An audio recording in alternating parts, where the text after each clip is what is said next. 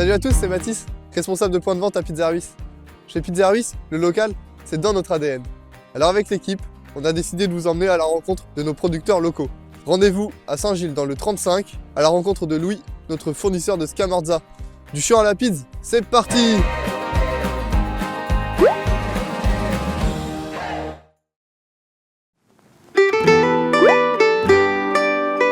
Bonjour Louis. Bonjour Julie, bienvenue à la ferme d'Opale. Je vous propose une petite visite. On commence par la traite et après je vais vous parler de mozzarella.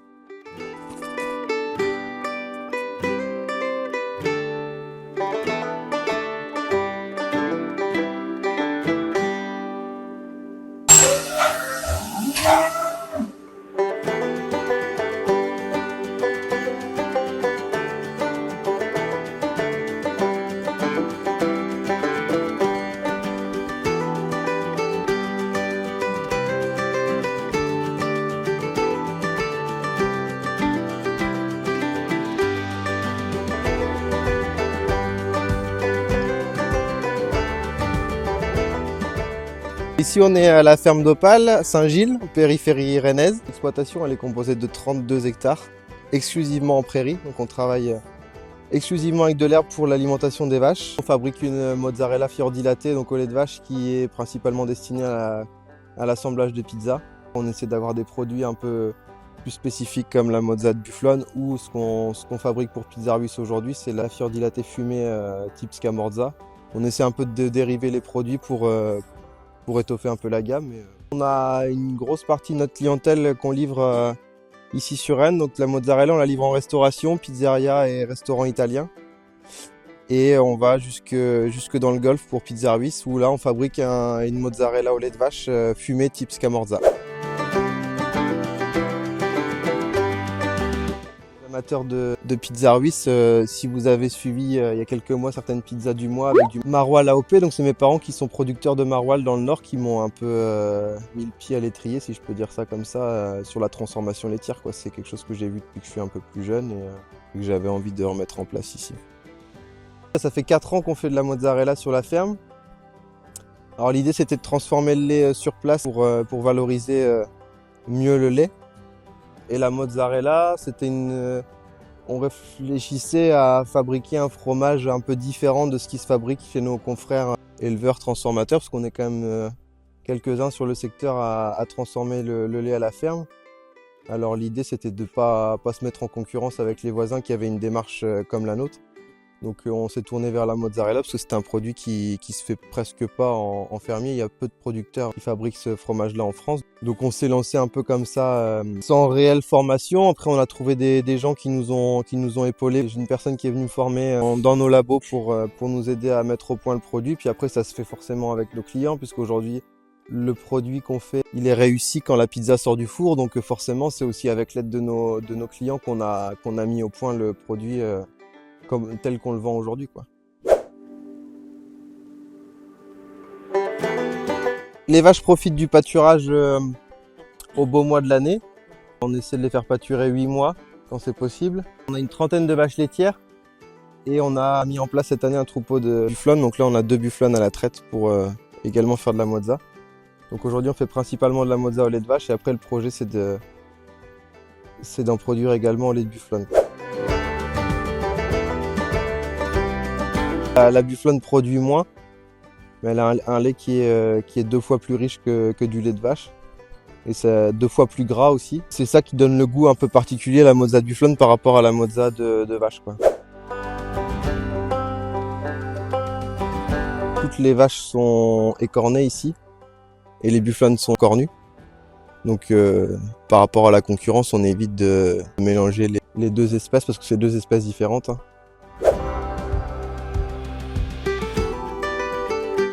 Falanghina, là, la première qui nous regarde avec ses grandes cornes, et Vernaccia qui est derrière, qui se cache.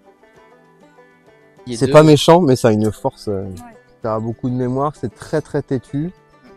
Ça se contraint pas en fait, une bufflone, c'est un peu elle qui décide. C'est assez calme, ça peut paraître impressionnant comme ça, mais c'est calme, c'est assez attachant comme animal. Dans le caractère, je pense que ça se rapprocherait plus du caractère d'un cheval que celui d'une vache en fait. Puis après, ça produit une mozzarella gustativement qui est complètement différente du lait de vache. Ça, L'idée, en fait, c'est un peu d'en faire un produit d'exception ici, quoi.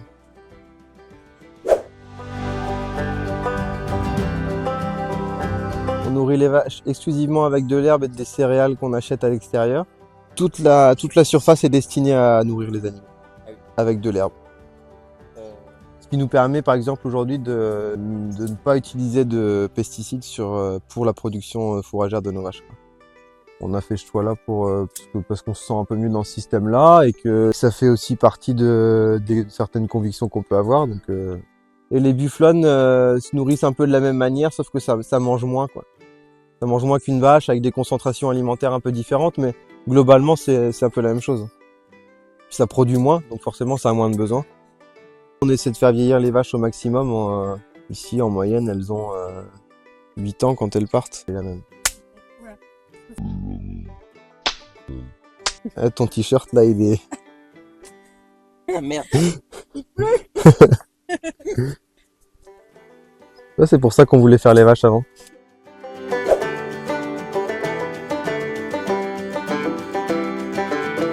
À la base, on est passionné d'élevage, forcément.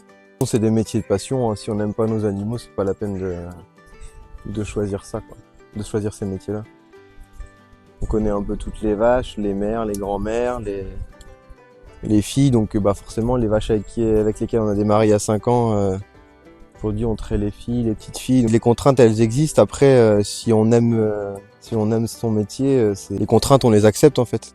Et après, la transformation, elle est venue pour valoriser un peu mieux notre métier qu'en livrant à l'industrie. Faire ce qu'on fait en transfo, surtout avec la clientèle qu'on a aujourd'hui, qui fait attention aux produits qu'elle utilise et à l'origine des produits et qui met ça en valeur, ça aussi c'est passionnant quand même. On récupère directement le lait après la traite, donc on le travaille chaud.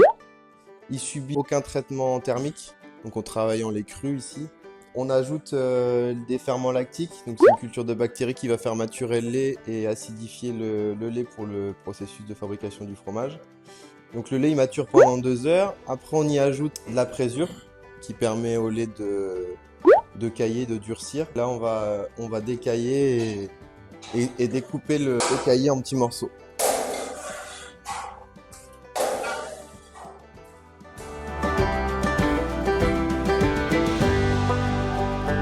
Là, en fait, ça c'est pour de la mozzarella fiordilatée, donc ça c'est du lait de vache. Donc c'est un produit qui est utilisé pour une bonne partie des bases pizza. Ça c'est le produit qu'on fabrique le plus ici. Ce produit-là, c'est aussi la base de ce qui va servir à faire la scamorza qu'on livre chez Pizzarvis. Donc là, une fois qu'on a décaillé, on va brasser le caillé pendant une dizaine de minutes en le réchauffant sous la cuve, pour extraire justement, pour égoutter un peu le fromage et extraire l'eau du fromage.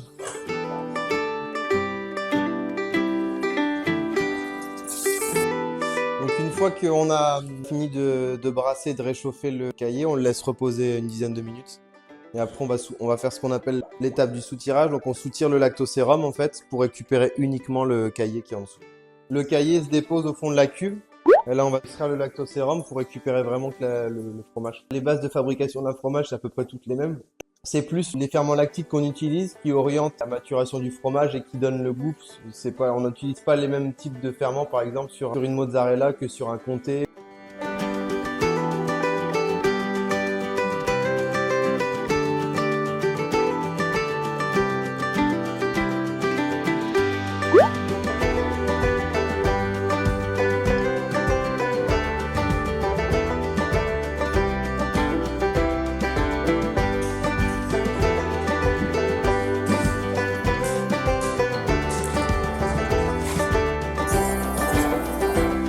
On prépare de l'eau chaude là pour filer le fromage après. Donc ça c'est pour l'étape suivante. Donc là on a laissé s'égoutter le caillé sur la table dans les bacs. Et une fois que la pâte commence à filer, donc le pH descend, une fois qu'il arrive au niveau qu'on souhaite, la pâte elle est prête à filer. Donc on la met dans cette machine là et on ajoute de l'eau chaude à 90 degrés. Et la pâte se met à filer au contact de l'eau chaude. La température de la pâte, on la monte à 60-62 degrés. c'est la température idéale pour filer, quoi. Et encore là, c'est un produit qu'on égoutte vachement en cuve, parce que là c'est destiné à faire des basses pizzas, ça, enfin, à faire des pizzas. Et donc on l'égoutte vachement en cuve pour qu'il rentre pas d'eau sur les pizzas à la cuisson. Quand on fait de la mozzarella en boule fraîche, avec le lait de nos bufflons par exemple, là on a une pâte qui est vraiment presque, pas liquide, mais qui rend beaucoup plus souple que celle-là. Ça dépend vraiment du produit et de ce qu'on veut orienter, quoi. Pour la scamorza, c'est pareil, on l'égoutte un peu plus pour qu'elle soit un peu plus sèche.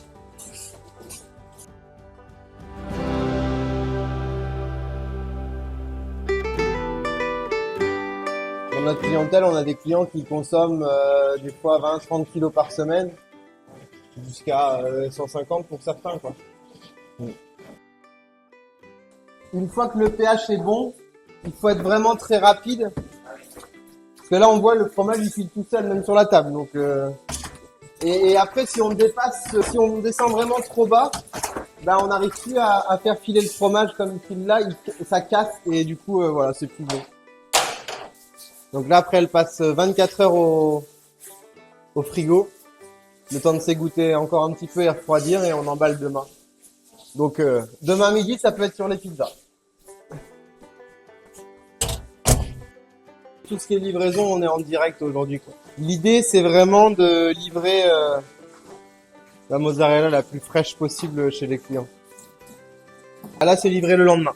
Parce que sur ce produit-là, on a besoin de 24 heures de refroidissement et de maturation en frigo. La scamorza, on a aussi on rajoute l'étape du fumage.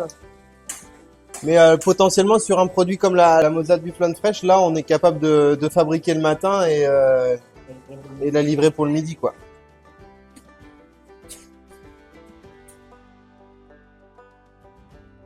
Ah, vous devez vous marrer au montage après, non? Non.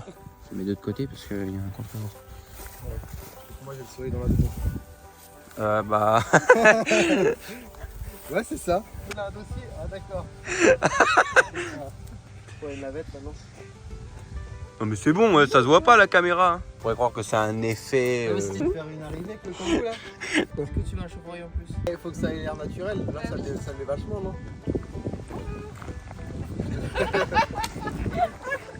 Ça va, non? Je te fais la bise. Bonjour. Bonjour Julie. Ça va? Ça va très bien, merci. Comment? J'ai entendu les deux prénoms en même temps là.